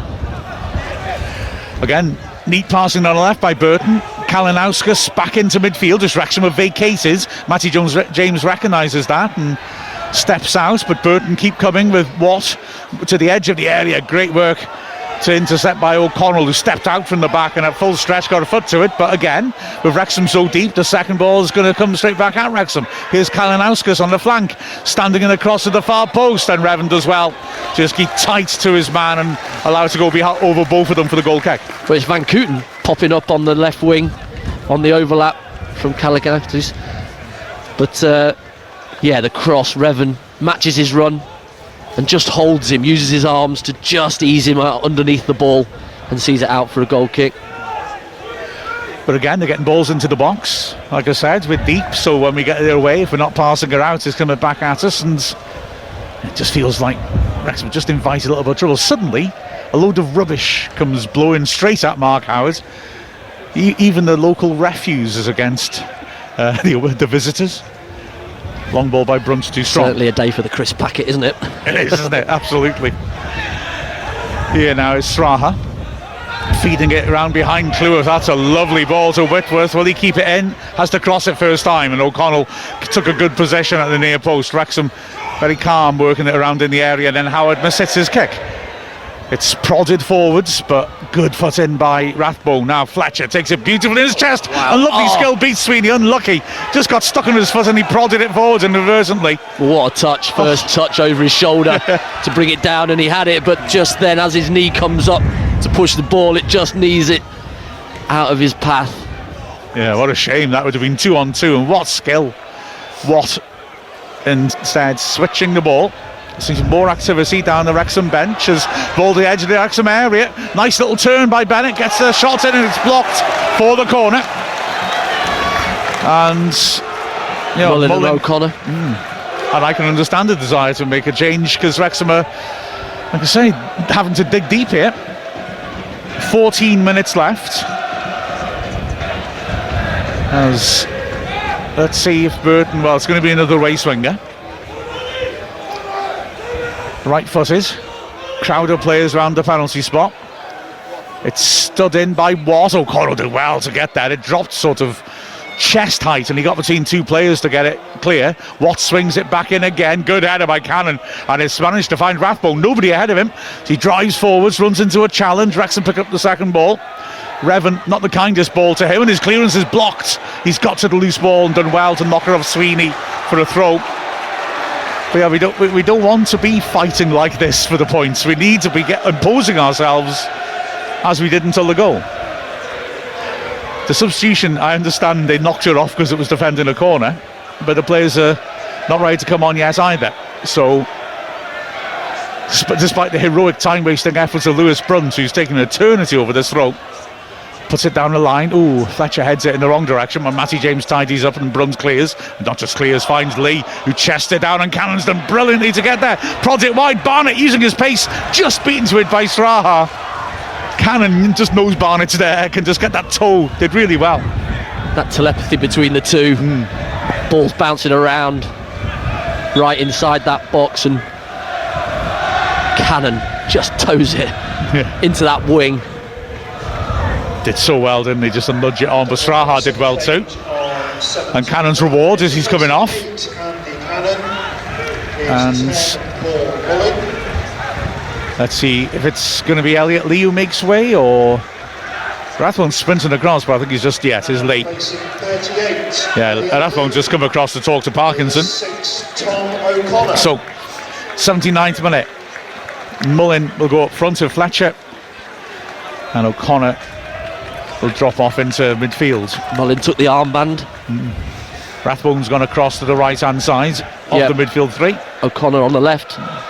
Matty James stay in his sitting position. Of course, O'Connor made his reputation here as Danilo Orsi is going to come on up front for Burton, a player who's made a habit through the National League days and since he's gone up of scoring against Wrexham. Well, he has got a goal in him. Plenty of goals, but he needs chances. He's one of those strikers, doesn't do a great deal, but really clinical finisher when he does get an opportunity. Gilligan goes off. Scored a couple against us for Harrogate. Seems to like these neon yellow teams. There's Wrexham fighting for it in the box. Mullins after it. He's managed to launch it into the goal mouth. Might have been a shot. Beg your pardon, it was Fletcher, wasn't it? Anyway, goal kick taken. Mullen quickly trying to close down Van Kooten from the short one. Watt now under pressure from O'Connor, and then Mullen now. Good tackle as Van Kooten looks to go past him. Throw to Burton. Free kick actually given. Now the fans on the far side, as it was a foul, maybe understandably are, so I'd didn't take action against Mullen because he lunged in from a fair way out. Straha feeding it up forward. Cleworth, good work. Nicks the ball off Bennett. Mullen holds her up on the halfway line, turns nicely. Barnett's in space. Mullen finds him. Barnett now. Just the ball got stuck on the pitch there. And as a result, they've doubled up, and Kalinowskis has tackled him well until Rathbone comes in. Wins this. Wins a free kick. Burton aren't happy. I think, to be fair, there's no intent in that from Kalinowskis, but just trying to play the ball a bit late, I think, perhaps. Well, it's a brilliant little turn by Mullen in midfield. O'Connor, nice pass to his safe side, and then, like you say, it just gets a bit stuck in the pitch. He has it taken off him, but Rathbone sneaks in blindside, doesn't see him coming, and take the free kick. So O'Connor, he's got a short option from James. It's in midfield. He's going to stand it in the box instead. Wow, that swings like crazy, and the keeper's going to have to save it, and he just about does. Ooh, that wasn't intended, but my word, that was nuts. Well, that started out as a wayward cross that got picked up by the wind, and it just kept going and going. Keeper started to come, then backpedaled a couple of steps, and then just gets a hand to it and tips it wide. I mean, that's a hell of a good save, to be fair, by the end. Because he's looking to drop it around 15 yards out, and it ends up heading into the top corner. Wow. Well, we're talking about in-swinging corners. Same with free kicks. Yeah, exactly. Yeah. So it ends up being a really good save as he adjusts. I think Mullin seems to be in the middle of a bit of shoving in the goal mouth. Ooh, it's a good save, but he tries to go with both hands, and he doesn't get quite the right contact, does he? Just about gets in the front to push around the post. Wow. Still going on. The goalmouth ref has to stop it, the set piece again. And this is all just working the clock down. So here's the signal. Swung to the near post this time, cleared comfortably. Barnett's after this one. Get there. He's have to use his pace to defend now. And he does do that to an extent. His strength isn't great. Did he trip his man? No. So now the game's started. The ref has given it, as O'Connor tried to bring the ball away. Didn't hear a whistle then, I'm not sure. But anyway, the foul's given. Surely a bucking if he's given a foul for that, because Barnes is on the ground and stopped a man from breaking away as Burton switches, and it's a poor touch. Throw to Wrexham. Yeah, just need to take the sting out of it. So free kick, and yeah, we've done pretty well with the substitution and that set piece. The free kick and the corner. The last 2 minutes or so, there's not been much football played in it. No, absolutely. Just need to keep doing that, frankly, at the moment. When I spoke about making the keeper do his job, we certainly have done this second half. He's caught one very, very well. He's tipped one round the post very, very well. But one of them, he wasn't able to do his job, and it turns into a goal. It's like you're saying about in-swingers and away swingers. You're playing the percentages, and there's misfortune in conceding like that. But Wrexham, we've been playing the percentages in the way that Burton haven't on corners, and there you go. We're ahead because of that. 7 minutes left, though, and this game is certainly not over. Crocombe knocking it long. Cleworth wins that comfortably in the air against Bennett. O'Connor launches it over the top. Mullin's offside, can't challenge, but as Sweeney lets it bounce, Fletcher's after this. Sweeney deals with that very calmly. Back to his keeper. And now here is Godwin Malifa, and another one of his charges forwards. Drills towards the edge of the area. Good fuss in, and he's clipped. Cleworth did well there. A, to make it, and B, to draw the contact. Yeah, they certainly like that, stepping in centre half and then fizzing into that second striker to start their attacks. Wrexham been really positive though with it, stepping in front and taking a couple of challenges off the back of it. I suppose Straha being, sort of tied to the centre backs a bit allows that stepping out to happen as well, I guess, doesn't it? Yeah, it's like they're an offset three, aren't they, at the back? Fletcher beaten in the air by Van Kooten. Kalinauskas nods it down the line. Bennett beaten to it, and Cleworth not only gets there first, knocks it off him. Well, it does look like they've changed anyway. Burton gone to the three. Sahar left-sided. Sweeney in the middle. Kalinauskas playing that left wing-back role, but he'll be pretty much told to go and play winger. And Orsi has got, it looks like a couple of Bennett and Whitfield both trying to play off him as Wrexham looks to put some pressure on the ball and force a clearance. Has it gone out of play? Yes, it has. O'Connell would be grateful for that. He was in control of it, but he had Orsi all over his back. It's going to be another change as Billy Bowden's going to come on for Burton. And he will replace the skipper, Watt, who gives his armband to Sweeney. First change on 85 minutes, replacing 4 Watts. Another change made by Burton to try and get things going. He's stepped into the left side of midfield for the moment. So Barnett with the throw down the line. Fletcher gets up but helps it square, partly cleared by Chalk. Ball bobbling on the edge of the box. Chalk knocks it away straight to O'Connell. Awkward bounce, takes it well, finds Fletcher. Ooh, look at that for a fancy touch. Back heel volley back to Barnett is perfect. And now Rathbone draws players to him, back to Barnett, time to put a cross in, sweeps to the far post, oh, great header to get it away, free kick given against Wrexham. Revan was coming in like a steam train, and remember how he defended that cross towards Godwin Malife well in the first half, but he's just done the reverse, because it was a great piece of defending to stop him. It was brilliant, but really good play by Wrexham. What a touch by Fletcher. Just a little flick from the outside of his foot, leaves it in Barnett's path, and then it's Rathbone keeps it in that corner for Barnett. We know how good he is crossing the ball, and he sees Revan coming flying in like a bullet at the back stick. Really good defending by Malife, because he's able to stand and brave to head it away. Here's Burton, who of course made at Burton. O'Connell made his reputation at Burton, working it across to Revan, who's got a chance now to run at his man. Goes round the outside, chips it in with his left foot, and Fletcher just misjudged it, I think, frankly. He came in from the far post and attacked it. It went just over his head. Good scrapping by Rathbone, wins it back and finds Barnett. Barnett hits the goal line, stands in another cross, goes just behind Fletcher, who's battling. What juggling by Fletcher. He's won it back. Revan shoots deflected wide for the corner. That was I think Fletcher's had about 30 touches in the space of a second. We're trying to keep it up and keep it in there and just get it into a position where he can shoot. He's just not able to bring it back underneath his body, and it just sets for Revan. Revan on his weaker foot strikes through it and deflected out for a corner. Fletcher is in full Ochtermuchty Globetrotters mood, isn't he? Unbelievable, the skills he's been putting out. I think it's certainly something that Wrexham have missed. You know, him putting on for 25 minutes, just one, to keep the ball, two, to just keep their shape. He's great in the air, isn't he? Oh gosh, yeah. Well, here's Rathbone with another in-swinger. He underhits it like his first one. It's not the best header cleared though, and Barnett hits it, pulls it in the goal mouth, and what a save by Crocombe.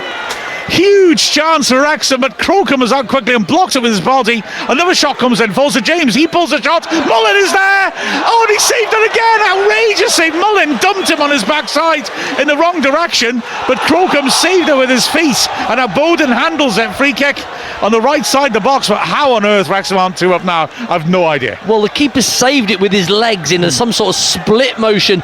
Ridiculous save. Off the back of Fletcher, and then this is the one. Mullin, all he has to do is just lift it off the floor, and the keeper's dived out the way but saved it with his legs. Mullin will be fuming that he hasn't scored, and it should be game over. Oh, absolutely. Keeper guessed to his left. Mullin looked to put it the other way, and the trailing leg stops the second goal from coming in, but Wrexham still piling it on. Free kick, O'Connor will take this, so an in-swinger. Wrexham have put Brunt in the path of the keeper just to block his view more than anything else. He steps out now, and O'Connor rips it in, and it's headed wide by Rathbone, who came tearing at that. Goal kick taken quickly now, and can they break away? Ball fed down the flank looking for Orsi. Matty James just purrs across and gets there, and then O'Connell over the top. Mullin will chase this, the wind will take it away from him. Oh, Mullin so desperate for a goal. Wow. Well, when it's not going for you, it's not going for you. The keeper's pretty much guessed wrong, but still been able to save it with his feet. But when Mullin sat in there from 12 yards out, his first touch is really good. You're thinking it's game over. But this save, look, the keeper turns round and saves it with the outside of his foot. Ridiculous. It's like Fletcher's hit the one sort of square 3 inches that I would save it, because he's turning away like he doesn't want to hit him. His foot just flails out and it hits it. That's astonishing. Here now on the halfway line, Revan, left hand side, dinks it down the line, and that's. Well, we've just seen a really great piece of sitting midfielder play by James there. He just read the issue that was going. Orsi had made a great run into the channel. We were a little bit deep, and he sat into that position and was able to take the ball off him and keep the ball for Wrexham. 10 seconds before we see how much added time there is. The ball chipped down the flank by Sraha. Awkward one for Barnett, but he's in control. He realises he can just let it bounce and nobody can pressure him, so it's a throw to Wrexham. And fourth official, he held it up 4 minutes. It's about right, I think, because like I said, the ball's going to be off the pitch a lot in these conditions. Fletcher available in the second hole for Cleworth, who flings it towards him. Fletcher fighting for it. Another little back heel by him finds Rathbone, who launches it long. Mullin's on the chase, if only to keep Crocombe honest. Goal kick. 3,744 is the attendance. I've noticed teams don't seem to announce the away support if it's liable to be around 50% of the full crowd, and certainly there's a lot of Wrexham fans here. Yeah, it's brilliant again from Wrexham fans. Unchallenged header for O'Connor, but he doesn't find a teammate. He puts it towards the corner, which will waste a little bit of time at least. Sweeney's there, Fletcher comes to him. Crocombe the keeper now. 3 of the 4 minutes left. Doesn't get hold of that properly, but they've got 3 players in a very small area there. It's a good challenge by Rathbone to charge down Straha's challenge, and then the referee maybe harshly penalises Matty James. Free kick and a chance of Burton to load it into the box. Yeah, that's a little bit of play that you don't really see from Rathbone, but he does it all the time. He gets little pieces on passes, so they're not executed as well as they should be. It just disrupts other teams' attacks.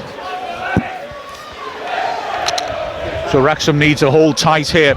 90 seconds played of the 4 minutes, and this will be delivered into the box by Bowden. Stands it up with a lot of height and backspin. Howard's going out underneath it as well to punch it away to Revan, who smashes it clear. Anywhere will do in that situation. Yeah, well watched by Jump, Mark Howard. Yeah. Looks like it's just going to come down his throat and then just starts to wheel away, and it's like, oh no, but he sticks with it, gets a good enough punch on it, and good clearance by Revan. He's got the experience, isn't he, Howard, of course, and I don't think he ever was thinking on catching this. It's just, let's just get this away. But he also, that gave him the time to have a little look around himself and see where Revan was, perhaps, because the punch was accurate to him. Long ball plays the edge of Wrexham's area now, then it hangs in the wind. O'Connell beaten to it. Bruns with a brave header. Straha's there and drills it wide, and that, well, corner's given. Must have taken a nick off Cleworth. I didn't think that. Well, that was their best moment, certainly, Burton, that. And now the corner.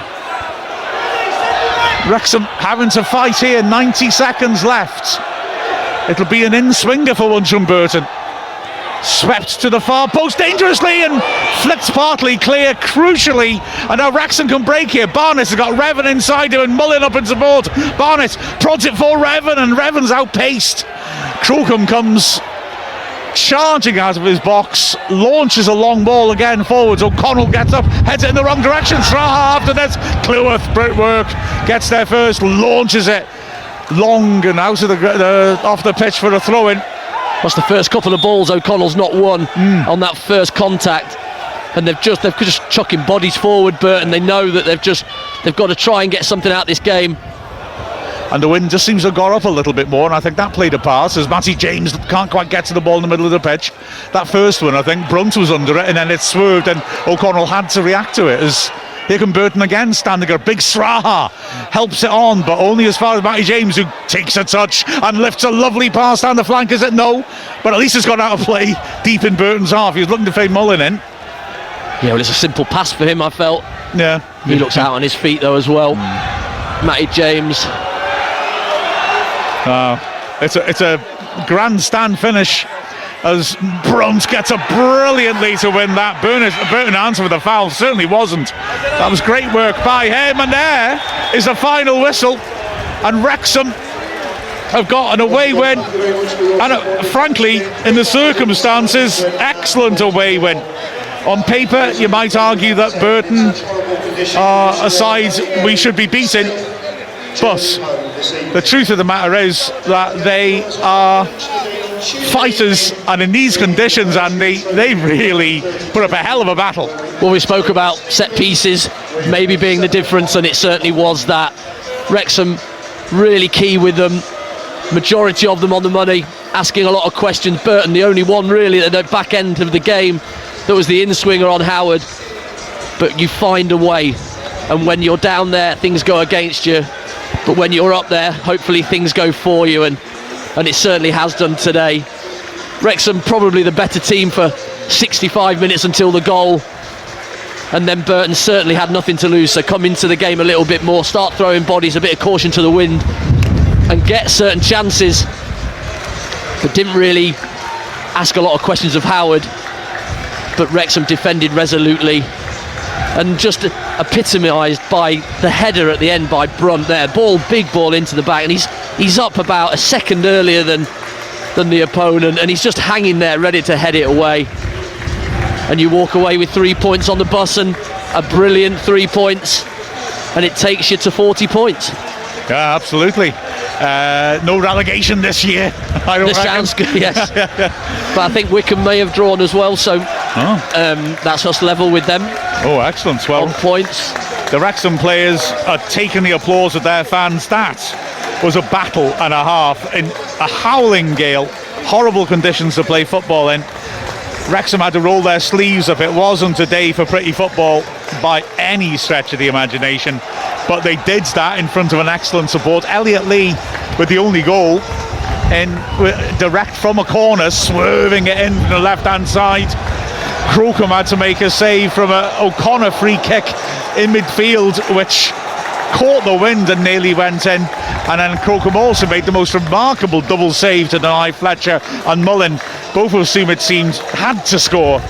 The Burton team are getting good applause. They put up a good fight here, and to be fair, I mean, the Wrexham's back three all deserve a hell of a lot of praise, because they've had to deal with a lot of difficult balls in. It's another clean sheet though, isn't it? 12 in the last, in what is it, 19 games now. That's insane numbers, that. But they have held firm, and that is what foundations this team is built on. It only takes one goal to nick one, and they certainly did that today. Should have been out of sight though. The double chance, the double save by Crocombe. Mullin should have scored. Fletcher will be disappointed not to score, because he gave the keeper no chance. The keeper wasn't even looking at the ball, and it just saves it with part of his body somehow. And fair play to those boys. They have worked hard. Burton worked hard, but again, Wrexham coming out on top with another 1-0. Love a 1-0 at the moment, but who cares? As well, I mean, maybe you could argue Rathbone and Cannon's sort of game, battling for it. James, again, you still see moments of quality from him, even when the conditions are difficult. And Palmer up front, I thought it was admirable the way he fought until Fletcher replaced him. And then Fletcher, of course, put on his skills symposium, didn't he? It was magnificent by him.